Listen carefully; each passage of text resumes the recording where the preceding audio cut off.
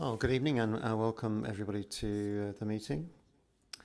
Just to remind you that the meeting is being live streamed to YouTube. So looking at the agenda, we have item 1.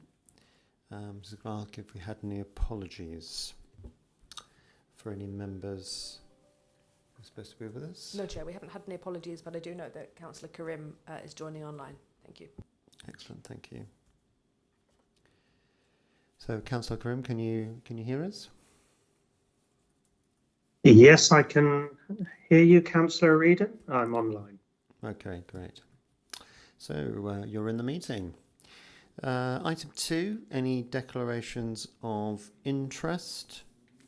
If you could state any interest with any of the items we have on the agenda, please. I'm looking around, I can't see anybody, so I guess we have none. Moving on to item 3 then is the minutes of the last meeting. So if we could have a look at those minutes, if you haven't already, I'm sure you have. And if you could just raise any matters arising, any points of accuracy, please. Honestly, a tiny thing. It's just on the action with my name on it, the penultimate bullet point, the name is spelled wrong at the end. Just got an E rather than an A. Okay, we got that. So you're an E rather than an A. No, an A rather than You're an A rather than an E. Well, you can see why that mistake has crept in, can't you?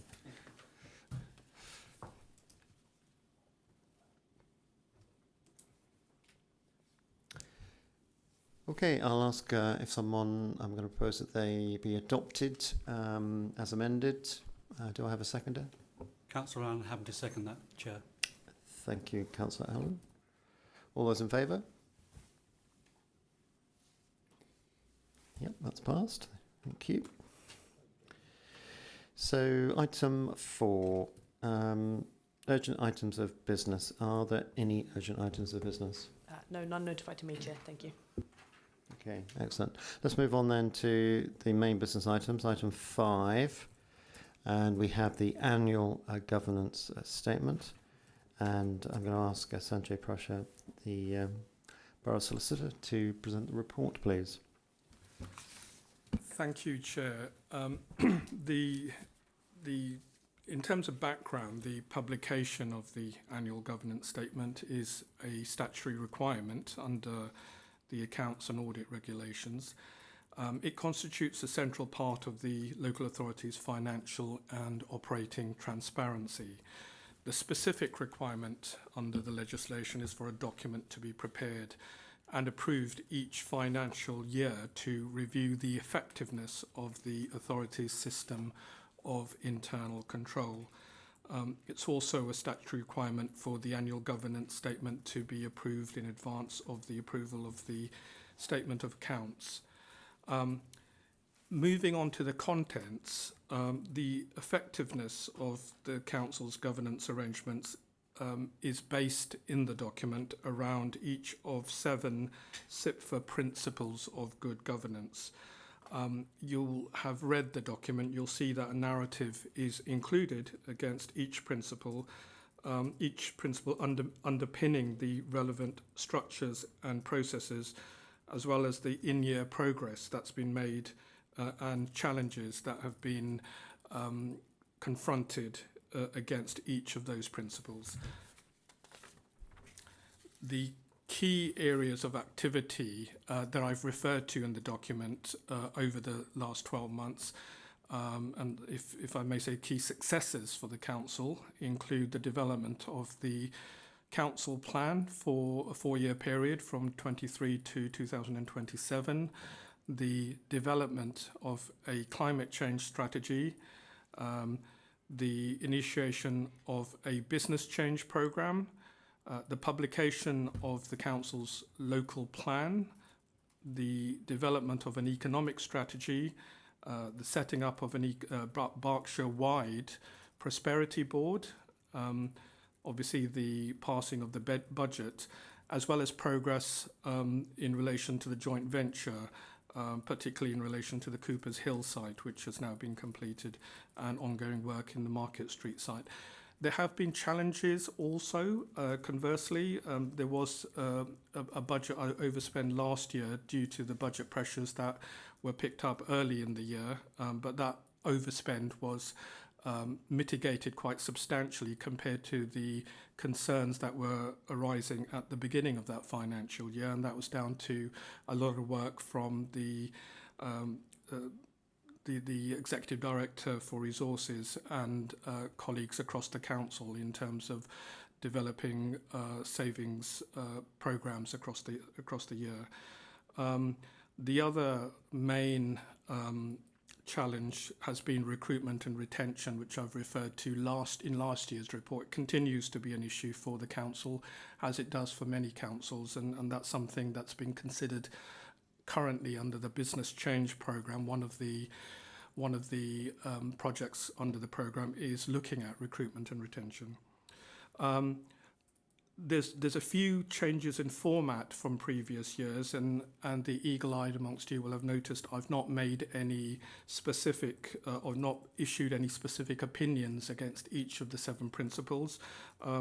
Just an overall assurance, which is referred to in the executive summary. So moving away from a sort of scorecard to a narrative approach. I've decided to take that approach based on a benchmarking analysis against other authorities' statements. It's never been a specific requirement, and I don't think it necessarily adds to the statement. The important thing is to be able to give an assurance to you all that the governance arrangements within the council are sound, and that's something that I've set out in the executive summary.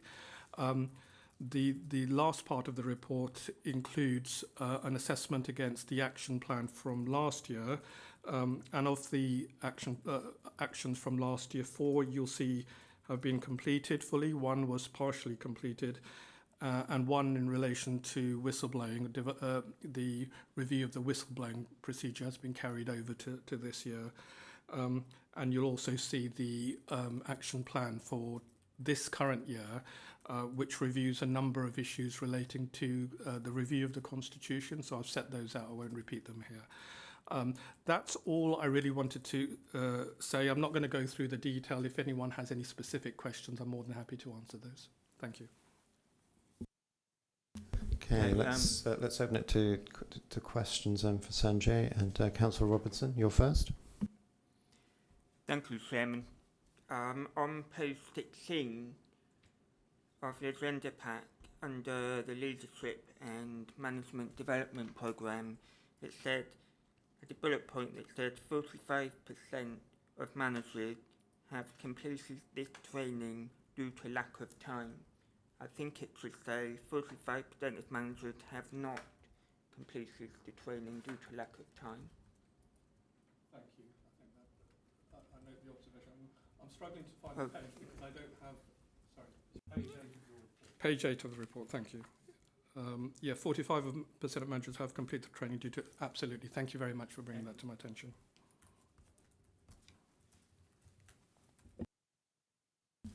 Councillor Zaharuddin. This regarding whistleblowing policy. I think I did mention this in about this on 20th September meeting, and I was told that there'll be a review which will happen in 2024, which I think you have just mentioned. So I can see the implemented date to be as 31st March 2025.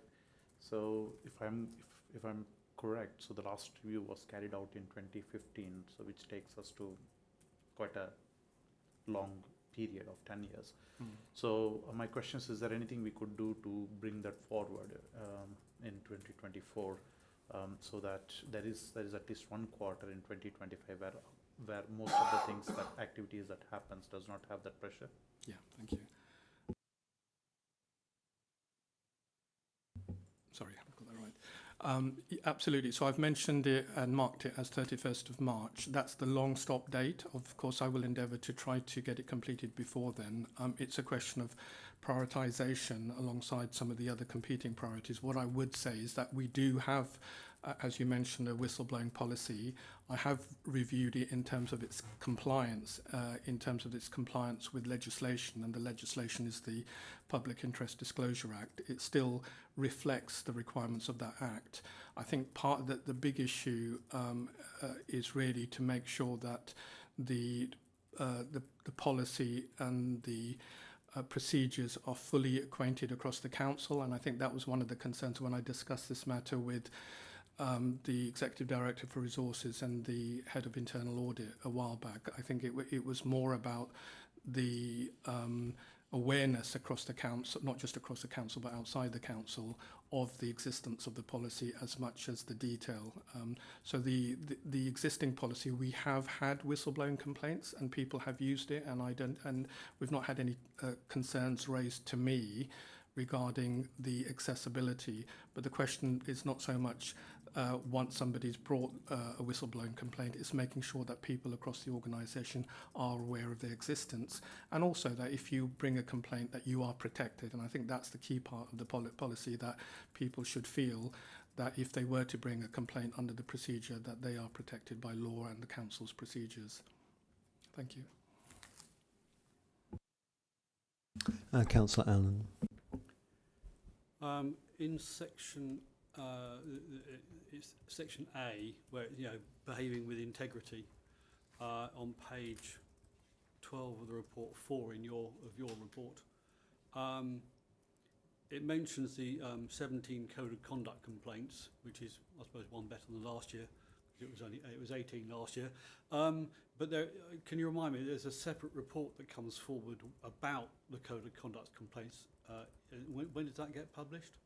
So I'm going to be drafting that within the next couple of weeks. So that should be coming back to the next meeting, unfortunately, of this committee. So that won't be until September. So it's a little later than usual. Normally I would have it by this meeting. So yeah.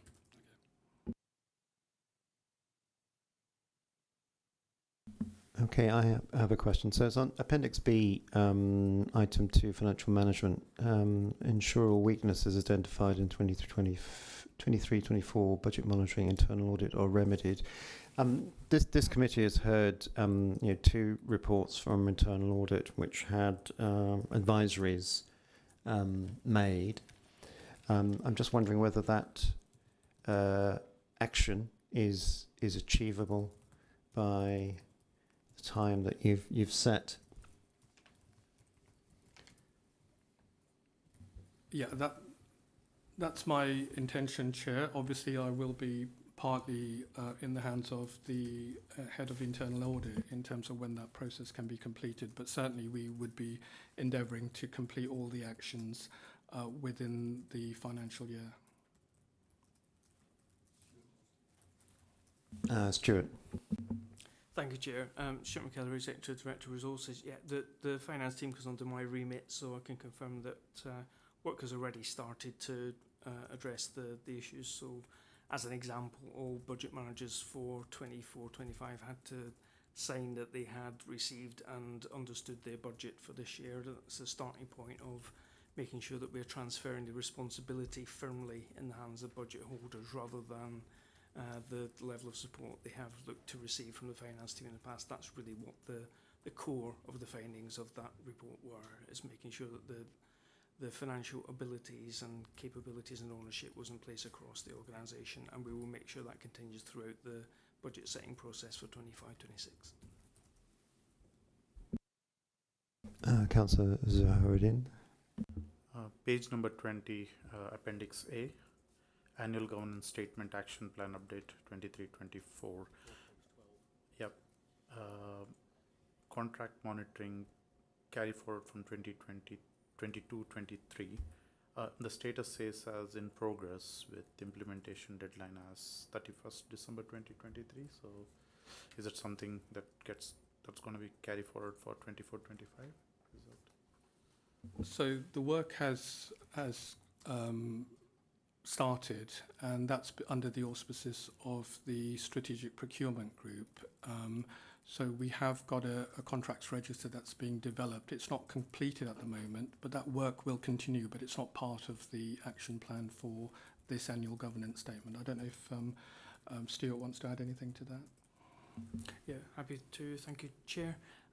Yes, we've made good progress on that in the last number of months. There's a real focus on ensuring we have better compliance around all procurement arrangements, including the contract register, as we move into the new Procurement Act, which comes in on 28th October this year. So you'll get an update shortly from Alistair Little, Head of Corporate Procurement, on the contract standing orders, which is part of that that work. But more broadly, it's about making sure that we got we're starting the process of the new Act with a much better base, and the contract register is a key part of that. Okay, thank you, Councillor. Just as a supplementary to your question, Councillor, what's the connection between the contact monitoring form and item 6, the adoption of the revised contract standing orders? Is there any? If I may, Chair, I perhaps wasn't as clear as I could have been. The new contract standing orders are having to be put in place as a result of the new Procurement Act, which comes into effect from October this year. They are more onerous in terms of the requirements on public bodies, and there is more scope for challenge against them. So making sure you've got the core basics right is fundamental. The contract register development of that is part of ensuring we are well placed to enter into the Procurement Act world. So just to be clear on that, have you just said that the contracts register will need to be ready by October this year, 2024? Is that right? Just to be clear, we do have a contract register we have had for a number of years. What we have focused on through a corporate improvement programme, which is looking at council-wide procurement, is 5 different work streams to prepare us for the Procurement Act implementation. The first 2 of those work streams are about making sure that we get the right documentation in place and we have the right rules in place, so that's where the contract standing orders comes in. One of the other work streams is around compliance, so compliance with what the current requirements are, which will become more difficult to defend against under the new arrangements if we don't get them right. So part of that compliance is making sure that we have an up-to-date and complete contract register. It is in existence, but it is not yet up-to-date or complete. Thanks, Stuart. Councillor Havergy. Thank you. On page 21, it's page 13, the actions and action 6, the member officer protocol, review of effectiveness in light of changes of political balance. Do we have any idea what that's roughly going to be doing, or why would the need for it? Yeah, so we do have a member officer protocol that's set out in the Constitution that sets out the role of members and officers and the relationships between members and officers. So it's needed a refresh. I go back to the point that Councillor Nazaruddin made regarding the whistleblowing policy. It's making sure that it actually is fit for purpose in light of changes in the political composition of the organisation.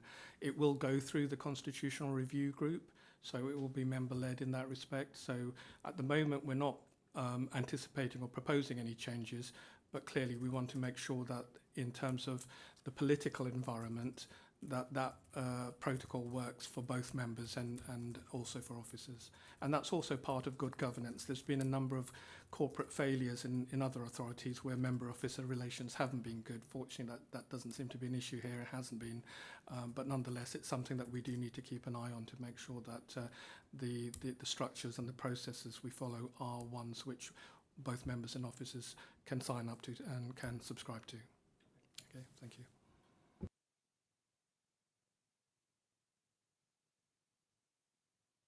Okay, so I have a question on Constitution. So it's under your remit, Sanjay. Can you give us a heads up on sort of what sort of items under the Constitution are being reviewed at the moment? I mean, I noted at the last council meeting there was a constitutional question. So I know that they come up all the time. So we're beginning today with the review of the contract standing orders, which Alistair will be presenting. That is part of the Constitution. In terms of the Constitution review overall, we've set up a Constitution review group, and within that group we've got 4 cycles of changes, and those changes are actually reflected in Appendix B. So you'll see there the budget meeting procedure rules will be coming to council by February 25, and the reason for that is obviously we want to get them ready before the next budget meeting, but they will be going to the constitutional review group in the autumn, alongside a review of the scheme of public participation. So we're looking at how we can improve the interface for members of the public at different types of council meetings, the member officer protocol and the remote meeting procedure rules. So everything from 4 to 7 in Appendix B is what we're doing in terms of the review of the Constitution, overall review of the Constitution.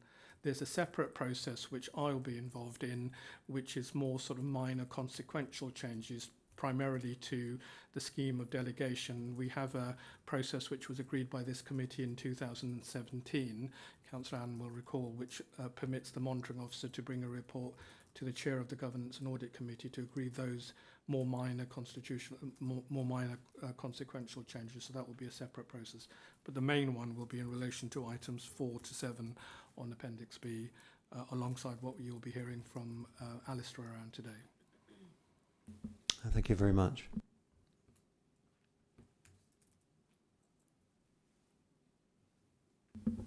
Okay, if there's no further questions, I'm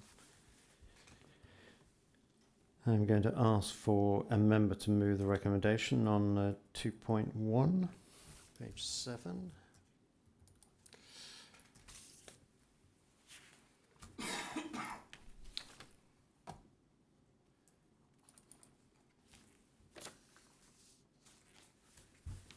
If nobody wants to move it, I'll move it then. So 2.1, that the draft annual governance statement, the AGS, and action plan appended to this report be approved. So moving that recommendation. I'm asking for a seconder. Councillor Allen, happy to second that, Chair. Thank you, Councillor Allen. I don't wish to speak. I've asked all my questions. I have nothing further to say other than to thank the Borough Solicitor for all the fantastic work that's gone into that. I'm obviously looking forward to the results of the plan. Does the seconder wish to speak? Any other member wish to speak? Then I think it's a very thorough plan. I think we've asked some very good questions. So I'm going to ask for a vote. All those in favour? That's passed. Thank you. Chair, just before we move on, just to let you know that Councillor Nahida Jazz has joined on Teams. Thank you. Okay, welcome, Councillor Jazz.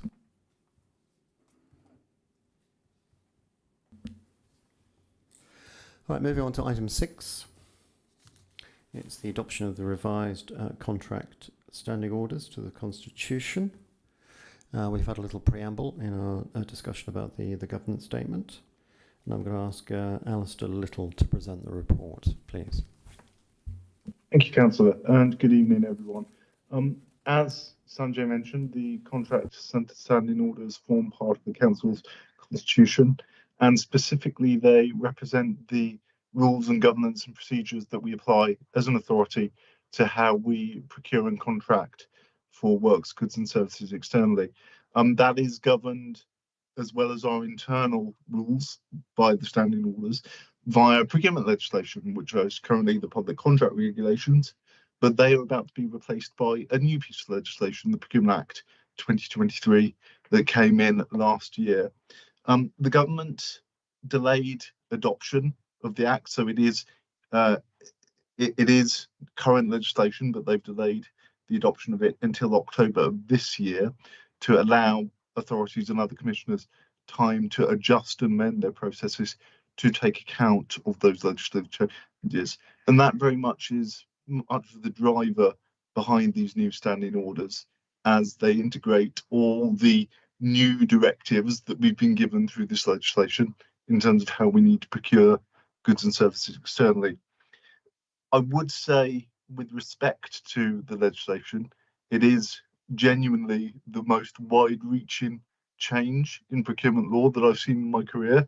It goes much further than has happened when we went from the 2006 to 2015 regulations, and there is a much greater emphasis on prior planning and transparency from all commissioning bodies within the public sector.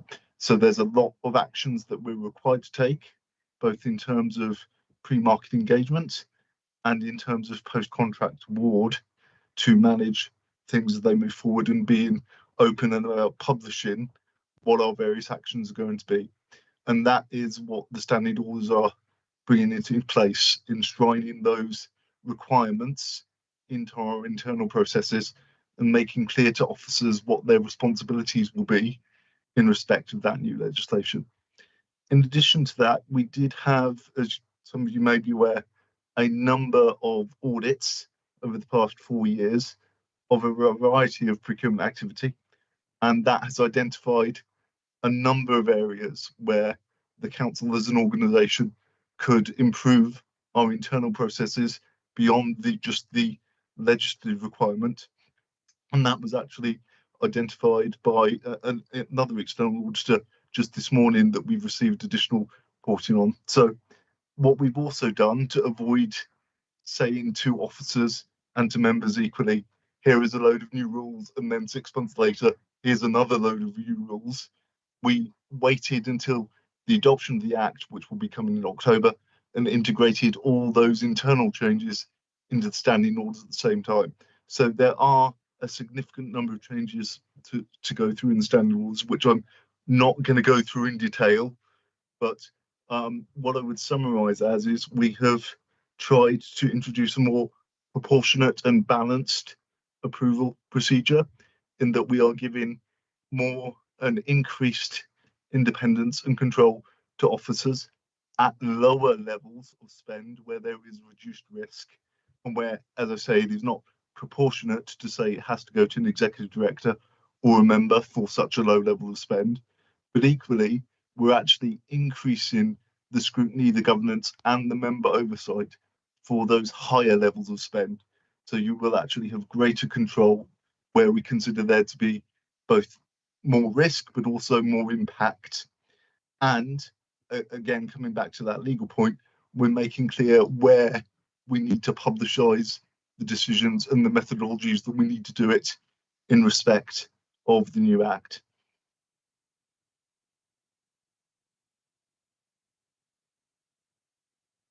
Okay, thank you, Alistair. Could I ask members if they have any questions?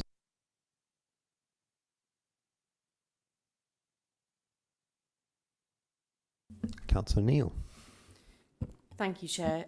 Thank you, Alistair. Given the scale of the changes, how are we ensuring that we're prepared for the October deadline? So it is extremely significant level of change that we need to conduct, Councillor Neal, in terms of what we need to be doing. It is virtually a wholesale change to how the council has operated. That's self-evident, just seeing the difference between the current and the future standing orders. We've actually been working on this for almost 14 months now, and in addition to the redraft of the standing orders, we've been actively engaging in consultation with the wider organisation to make sure we're getting systems up and running.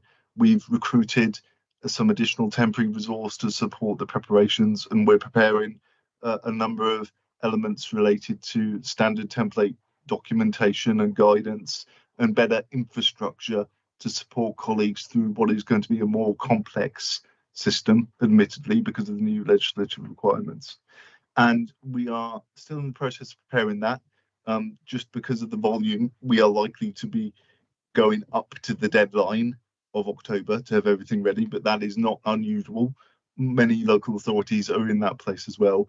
We have things in hand. We have, as I say, a sizable team, and we've integrated it into our corporate improvement programme as well to make sure that we're addressing this issue as a key critical issue for the council.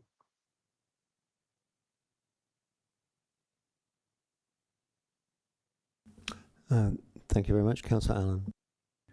So not a question, more a comment. That I actually sit on the Constitution Working Group, and I can attest to the fact that it is a complete rewrite, because I think I found 3 or 4 paragraphs from the old document which remained, and the other 27 pages were just completely new. So it is a massive difference. because you can actually look at the current one on, it says 10 pages of it online. The new ones are, nearly 30 pages, including the definitions, and yes, there's a hell of a lot more detail in there than there used to be. Councillor Zaharuddin. Yeah, it's welcoming to see delegation of authority to lower level officers on 5K budgeted works, which is good. However, my question is around how would the governance work around, say, if there are multiple 5K contracts in totality of maybe 50K or 100K in a year. So certainly. So that works according to how we are required to effectively group our spend, councillor. And if you have the same requirement that is occurring multiple times, you as a commissioning authority are expected to group that together. So if you have the same requirement within the same service, or even perhaps across multiple services commissioning the same thing, and care is a very good example of this, but it would also apply to transport, to waste collection and things like that. You are meant to group it all together, and rather than say, I've got 20 individual instances of £5,000, it is considered an overall requirement of £100,000. And because it is an overall requirement of £100,000, it would be treated as a £100,000 contract, which would go through the 50 to 150,000 approval level rather than 20 instances of the £5,000 approval level. thank you. Okay, thank you for that. I have a question that sort of relates to paragraph 5.9. So it talks about member oversight and approval. Could you just explain to us what is member oversight and approval process? What is it to be, and how is it going to be different from what it was before, apart from the amounts? As we're all members here, I'd like to know what our role and responsibility is going to be. So, certainly. So if we look at the current standing orders that we have at the moment, that is divided in two ways in terms of member oversight and approval. The first is to executive member level, and the second is to full executive. And we have a division of between £400,000 and £1 million, and we say that that must be approved by an executive member before you can procure, and then £1 million and up, that must be approved by full executive before you can procure. Now, the method of that approval is our normal methodology of executive member reporting and executive reporting with the relevant decision papers for executive member decisions and executive decisions. But attached to that currently needs to be a document that's referred to as the strategic procurement plan, which sets out how officers will be conducting the procurement approach in the market in order to both achieve best value, but also more critically to achieve the objectives that we're seeking to achieve from that particular contract, how we're going to make sure waste services are delivered, how we're going to support people in the community and things of that nature. So the SPP, the strategic procurement plan, is meant to support that decision report, setting out effectively, as you might imagine, the strategy for how we're going to be conducting the procurement. That process will effectively remain the same in that you will either have an executive member or a full executive decision where, as normal, they would receive an executive member decision report or an executive decision report with a strategic procurement plan attached to that. The difference is twofold. The first is, as you mentioned yourself, Councillor, the value, in that we are lowering the point where there is executive member approval from £400,000, which is the current level for a key decision, to effectively £213,577, which is for regular services, which will be the majority of the contracts, where threshold is. And threshold is where we are required to follow the full extent of the Procurement Act, where the full Procurement Act applies, whereas below threshold, we don't have to follow the full Procurement Act. So what we're saying is, if you are at the point where the full legislation kicks in, you need to get member approval, whereas currently you could have the full legislation applying, but not receive member approval because it could be approved by an executive director between that 213 and 400,000. So we're making sure that everything that has the full legislation applicability is having some oversight and approval and governance through members, so that you will have input onto how we are procuring those services before we go out. In terms of the documentation, which is the second way we're changing, as said, it will be the same process, but we are improving the strategic procurement plan itself, both to make sure that we are including the information that we are required to include now under the Procurement Act, but also so we have greater clarity and greater certainty around methodology, around social value, around how we're engaging with the local market, if we're able to do so, how we're attaining value for money and things of that nature. So that will equally allow members to look at that plan and put forward suggestions and proposals to the commissioning officer to how they can adjust the plan as the members see it to engage with the local market better or to achieve better outcomes. Okay, thank you. So just as a clarification, so where it says member in 5.9, it should say executive member, is that right? So it should say executive member or executive, because again, if we're above £1 million, it would go to full executive rather than an executive member alone.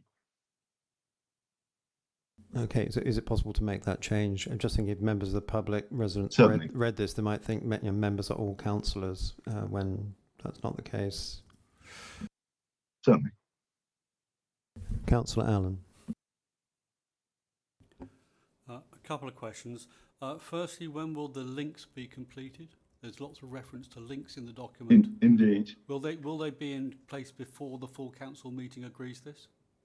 They will not, Councillor, for the simple reason of the links have to be on our public website, which means we can only have them available once the legislation has kicked in on the 28th of October.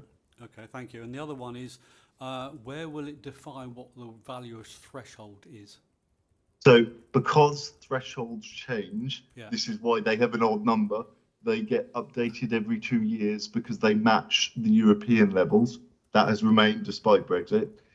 They will be changed every 2 years. So rather than have it in the constitution and requiring us to get a constitution change every 2 years, we instead will have a separate threshold guide, which will be updated by myself and my team as the government releases that guidance on a biannual basis. And where will that be stored?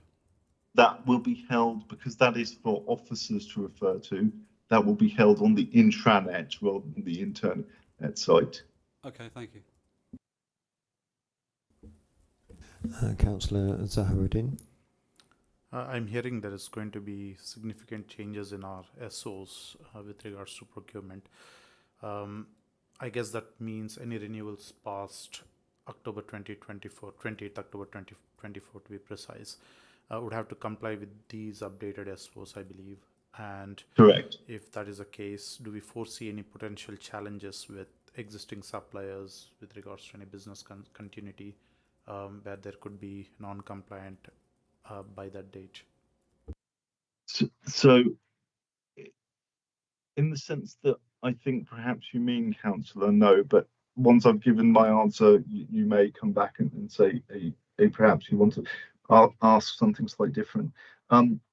Because of how the legislation has been brought in to be applied, any procurement and any contract that the procurement was started, not necessarily awarded, but the procurement was started before the 28th of October this year, has the current legislation applied to it and will remain applying to it for the duration of its life. So if we have a procurement, and if I use an example, the new design and construction consultancy contract, which we're procuring at the moment, because we're procuring it at the moment, that is under the 2015 legislation.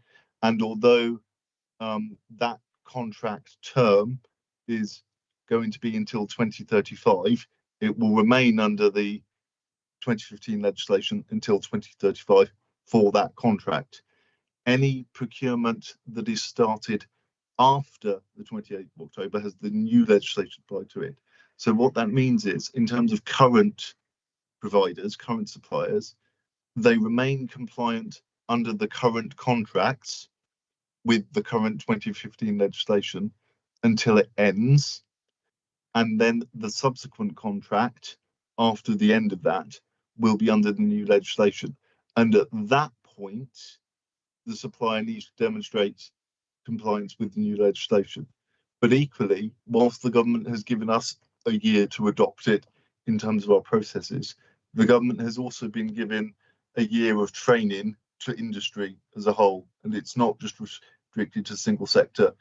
Some of you may have seen what the Crown Commercial Service and the Government Commercial College have been releasing to the private sector regularly over the past 12 months. So that is something where, no, I don't anticipate an issue in terms of transition. We are likely to see that point of non-compliance, but it wouldn't be any more than we would have currently. So it's down to suppliers not taking actions that is their responsibility to take, rather than due to the change in legislation. Thank you. Councillor Allen. As a follow-up to that, we quite often end up in a situation where we're not prepared to rush into a new contract, but sometimes extend existing contracts while we work on the next one. So if we extend an existing contract, that would be under the 2015 rules, would it? Provided it is an existing contract now, yes, Councillor. But if we are awarding something subsequently and want to extend it again, it would then be under the 2023 legislation, where there are more limited options available, it must be said. Yeah, this is for a contract which is already awarded now, but we are Yes. extending it after October. Yes, so long as we extend it after October through the contract itself, because then it's governed by the 2015 legislation, then yes, we could. Okay, thank you.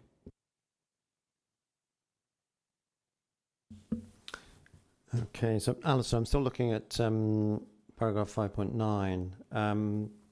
Construction, that's increased from £400,000 to, basically plus 5 million. That's a big change. Could you explain a little bit more thinking behind that? Certainly. So going back to thresholds again, works threshold is 5,336,000.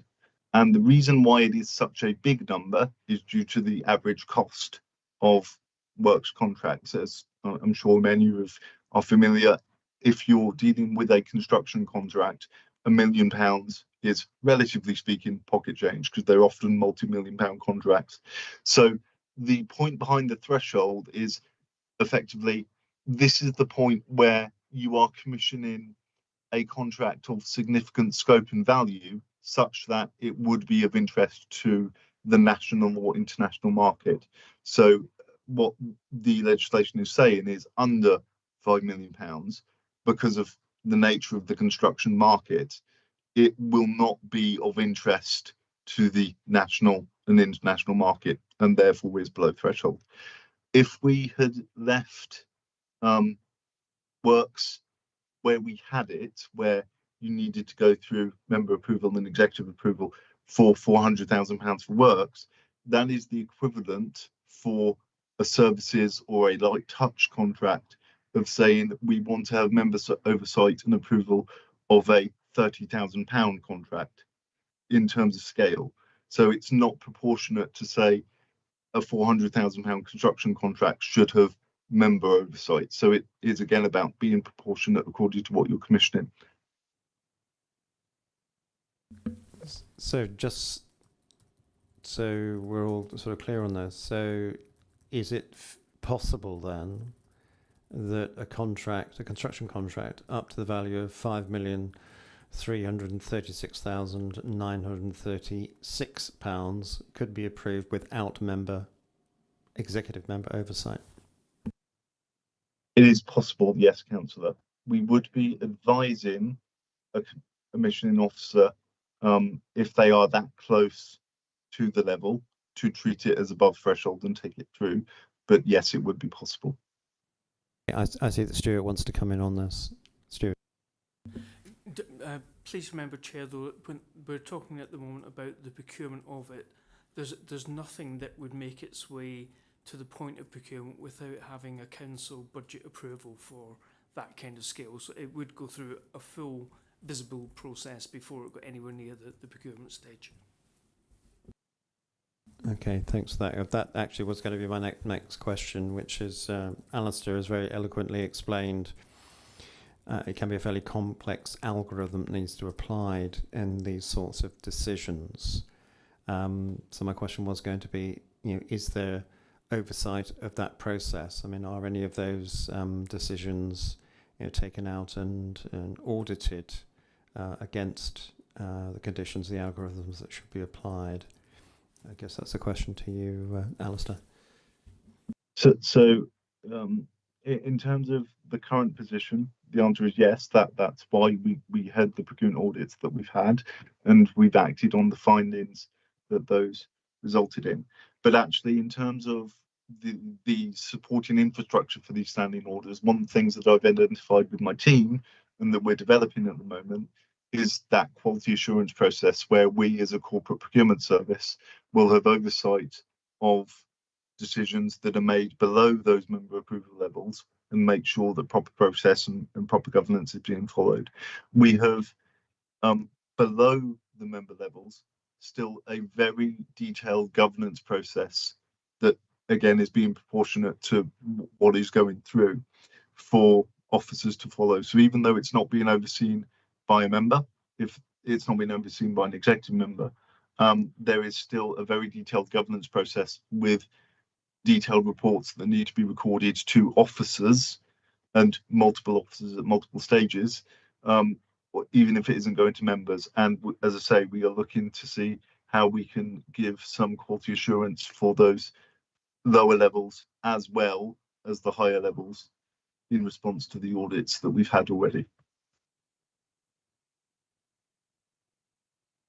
Okay, thanks very much.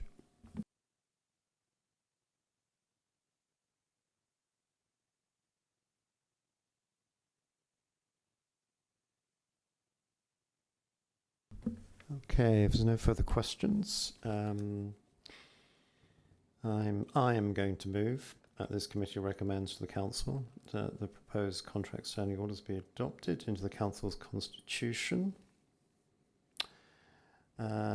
So this is a recommendation to the council. So this will have to go to the council for approval, just to clarify that. And just go to the relevant page. Yeah, so the full recommendation is that the full council approves the adoption of the proposed CSOs into the council's constitution. I may ask for a seconder. Happy to second it. Thank you. I don't wish to speak. I think we've all heard that it's a very, very significant change. It's going to take a little while to bed down. Work is in progress. More work needs to be done. I can see that. It's been a project that's been going on for some months now.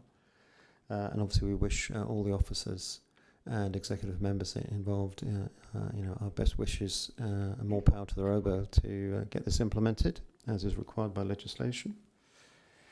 The seconder, do you wish to say anything? No, thanks. Any other member wish to speak? Councillor Neil, please. Thank you, Chair. Yeah, and I think I just want to highlight that point that you just referenced there, that these are a legal requirement, these changes. More broadly, the challenges on the area of compliance and procurement is a sector-wide challenge, and that was highlighted by the Grant Thornton report, which Alistair mentioned earlier. So we're not alone in this, but we do need to respond, and these actions are helping us to do that. I think equally placing the procurement changes into the corporate improvement programme shows that we're taking it seriously, and we've got really robust plans in place to make these changes. Having said all of that, these changes are legal, so we do need to do it. They're a legal requirement. Thank you. Okay, thank you very much. Thank you for helping clarify our situation there. Okay, I'm going to ask for a vote. All those in favour? That's passed. Thank you very much.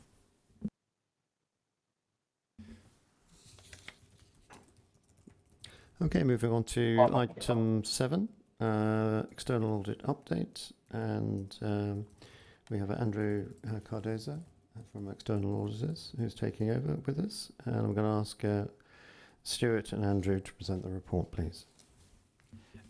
Chair, I do apologise. I've just probably realised that it might make more sense to have item 8 before item 7, on the basis that I suspect that a number of questions that the committee may have of Andrew, our new auditor, may relate to handover work from Andrew, our previous auditor, or well, still current, but dealing with an older period. So apologies, I should probably have flagged that sooner, Chair.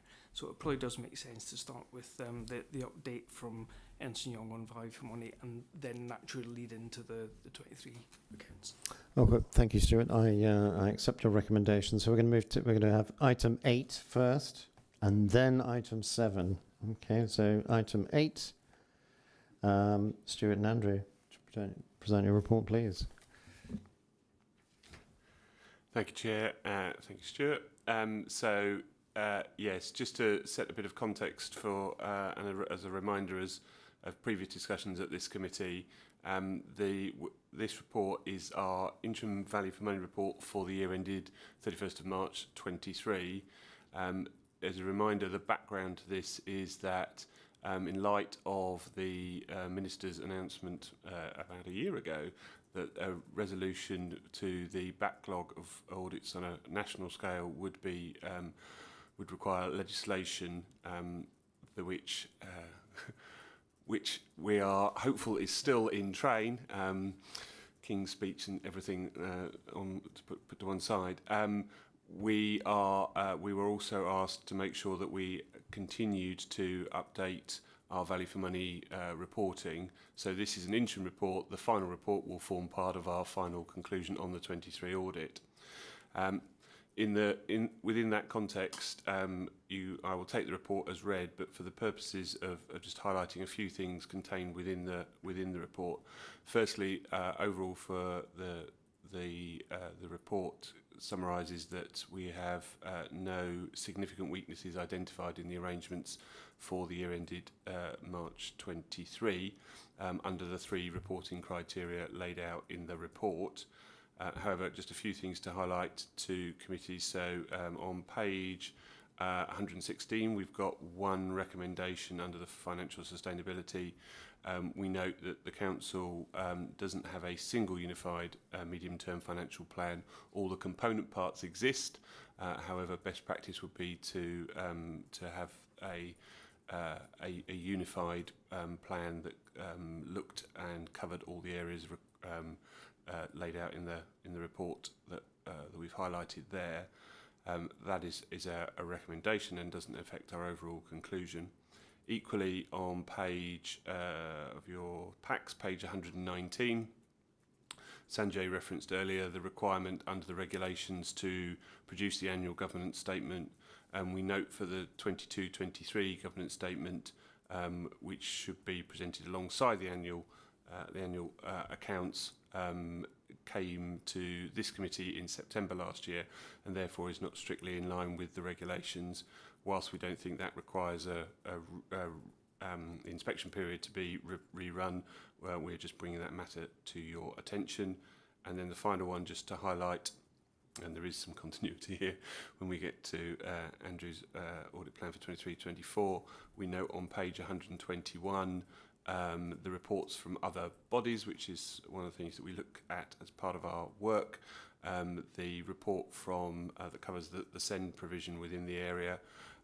Again, we looked at the action plan that would been put in place in response to that, and based on the most recent report that we've seen, we were comfortable that that was being addressed.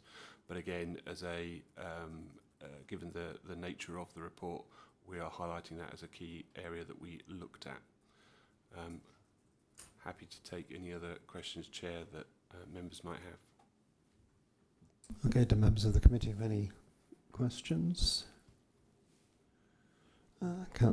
Councillor Zaharuddin. Oh, thank you, Chair. Since 11 June 2024, quite a few changes have happened in the political landscape. So, are there any immediate updates or inputs that you would want to add to the report that you have at the moment?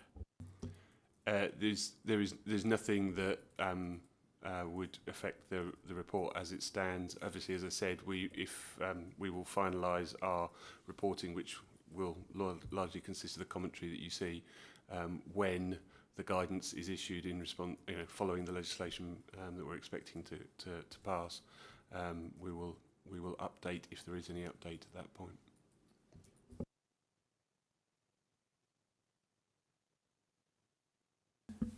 Okay, if there's no further questions, we're going to note this item and take the report as read. Thank you.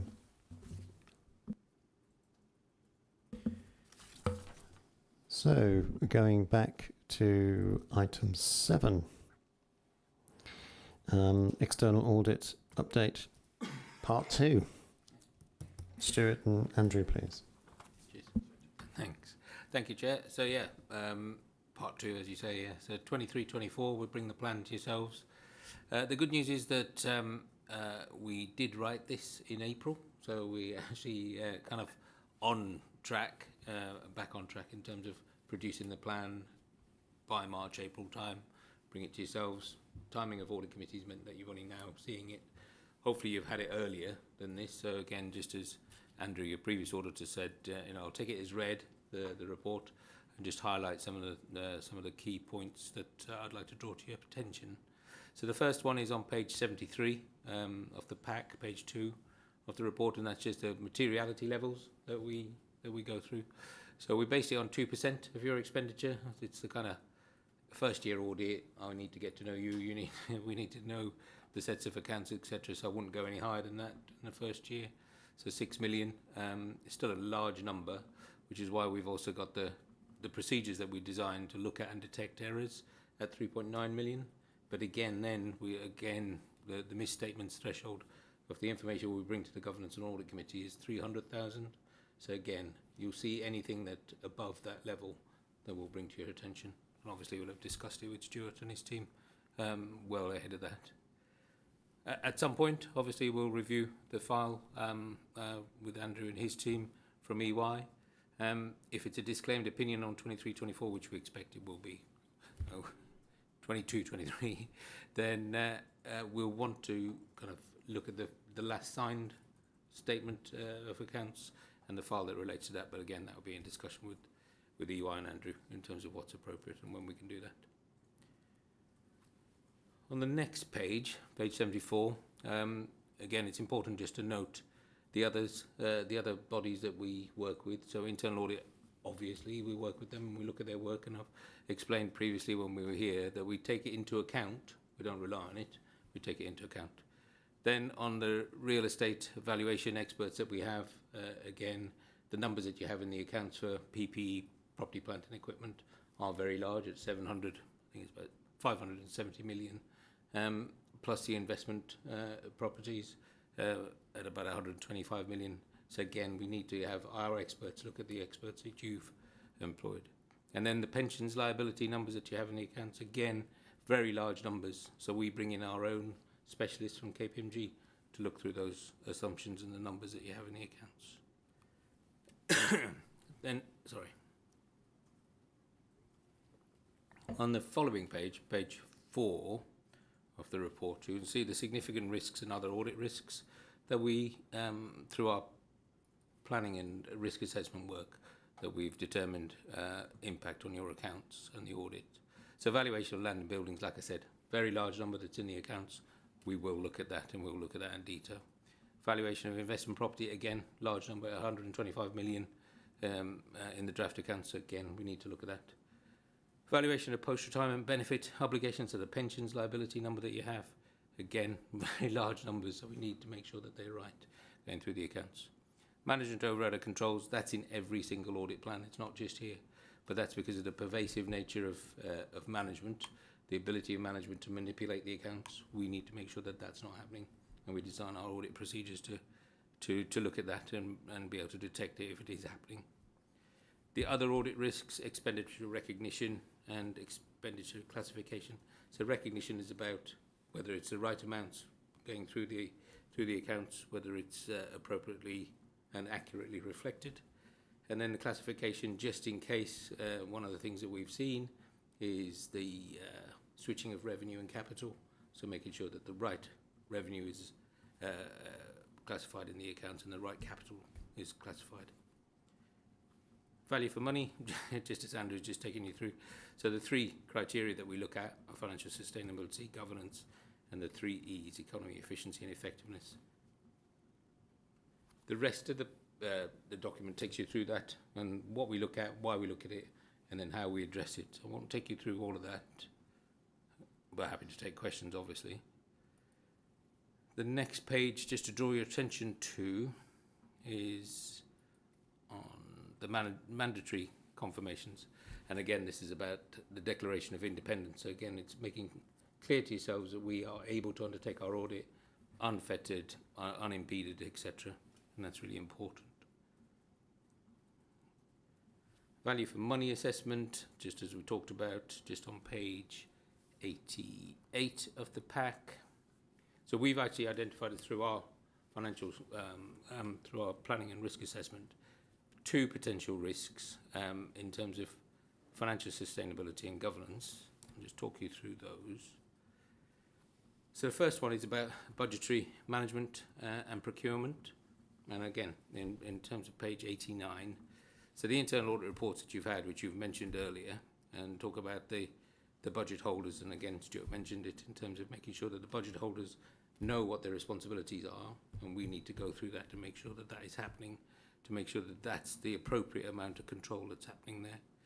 And then in addition, which we mentioned earlier on page 10, and we've talked about today, when we've been going through and documenting our walkthroughs, one of the things that came to light was people were indicating to us that they didn't think that the level of contracts that you have reflects fully the kind of procurement processes that you have.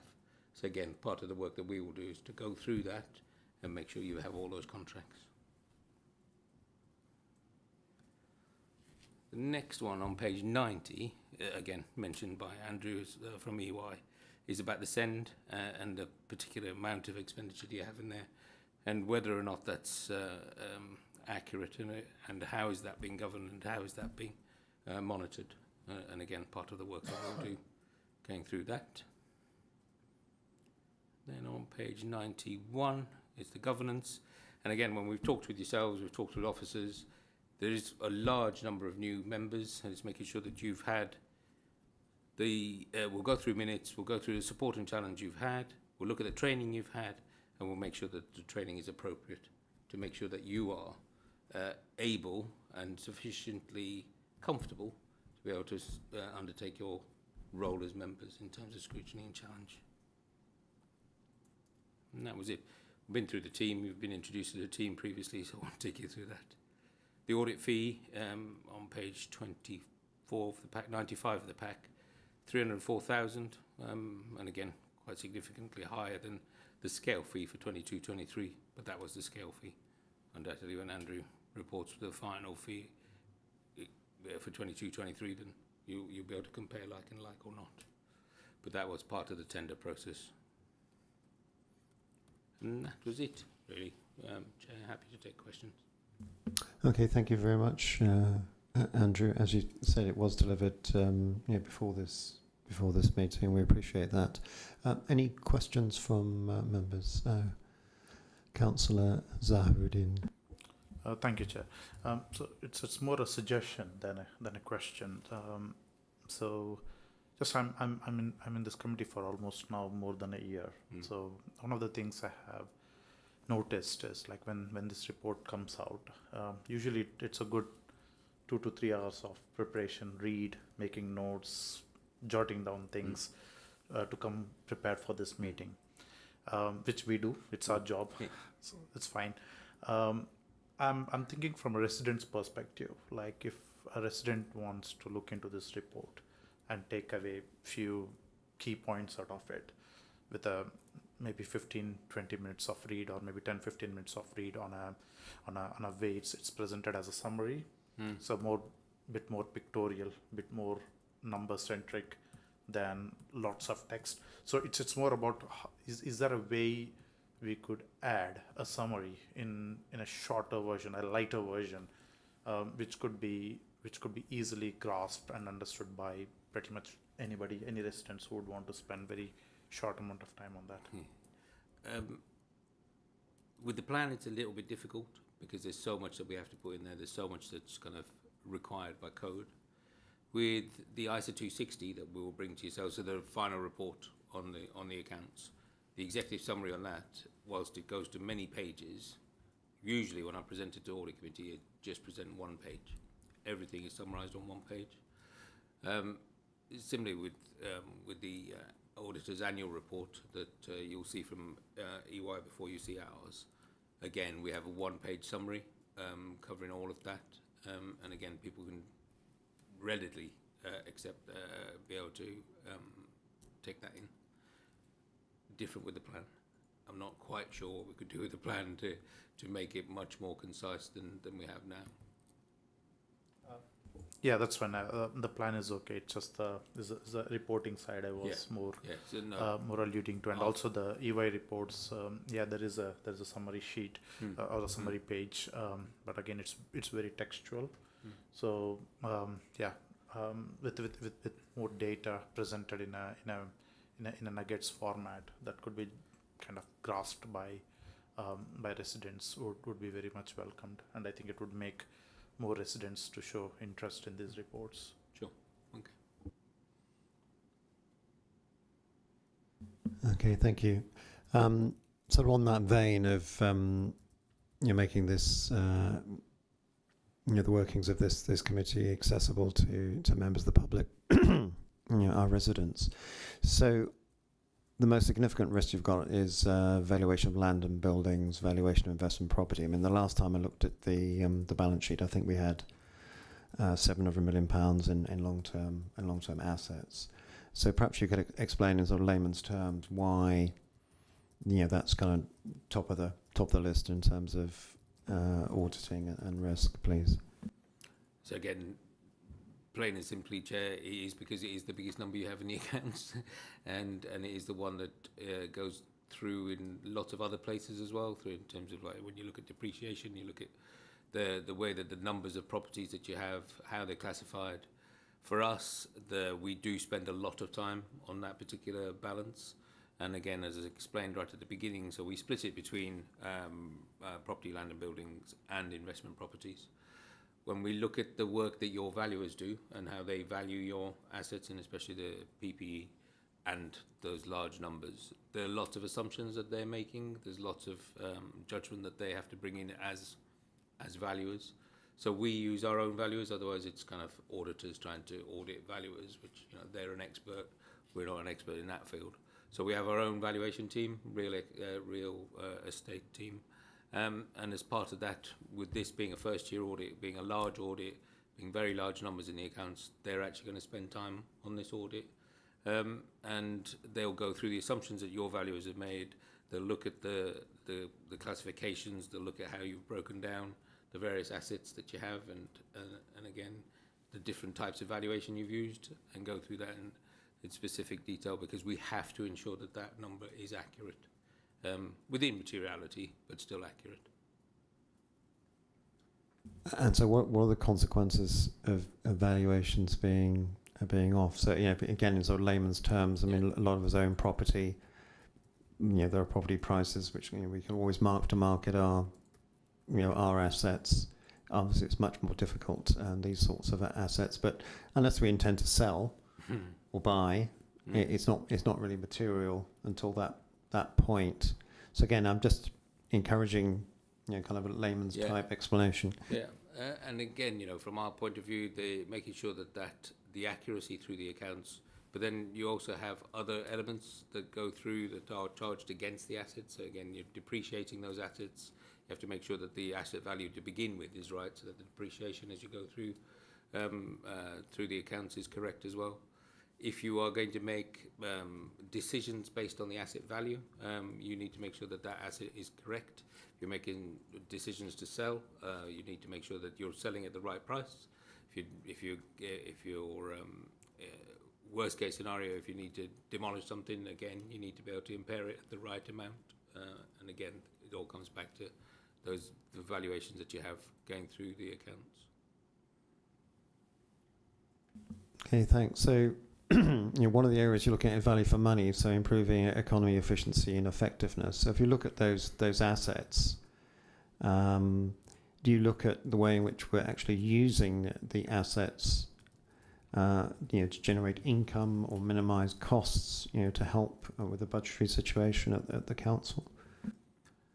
Not specifically in terms of are they delivering value for money to you, or are they being used efficiently, effectively, etc. But we look at the arrangements you have in place.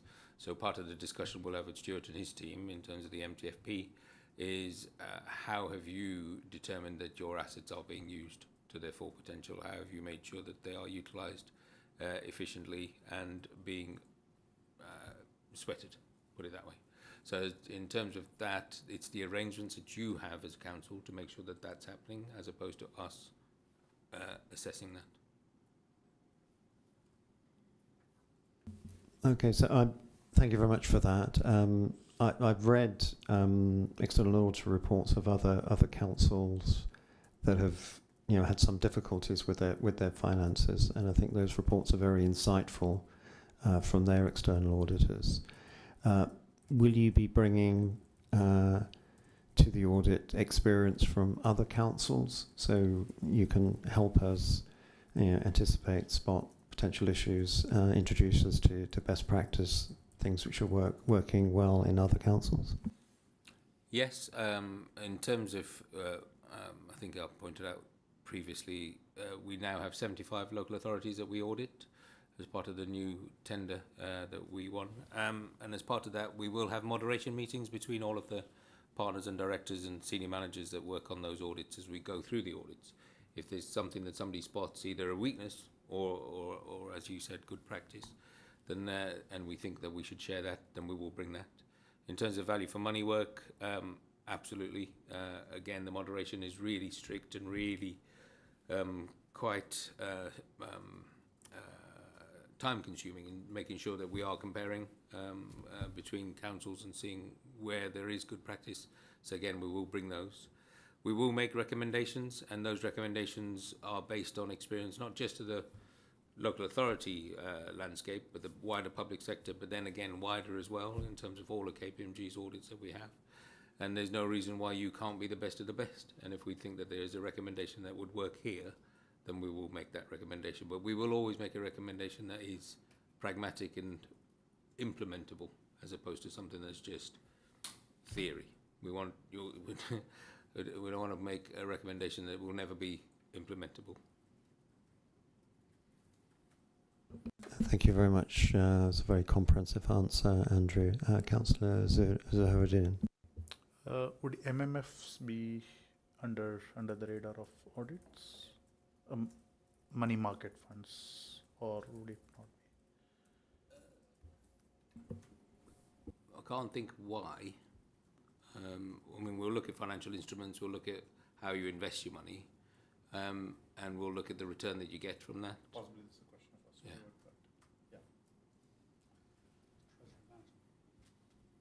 us. Yeah, I'm not sure what the specific question is, but yes, we do invest in money market funds. That's where we normally put our surplus cash, such as we have. It's not a lot these days, but yes, we have about 5 money markets funds which we can invest up to £10 million in, but we're nowhere near that limit. My question was whether would it come under the audit radar or not? Yeah, as Councillor Andrew said, only as part of a review of treasury management arrangements.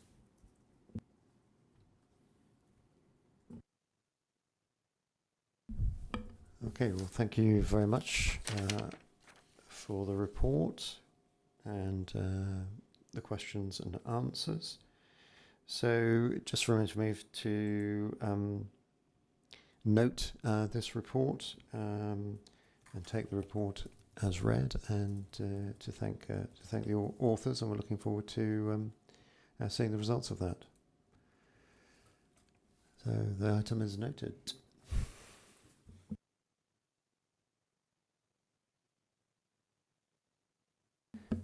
So that brings us to the end of the meeting's agenda. So unless there's anything else that I've missed, I'd like to thank everybody for coming, for our guests. I know some have travelled considerable distances, and for all the members and contributors online. And I hereby close the meeting. Thank you.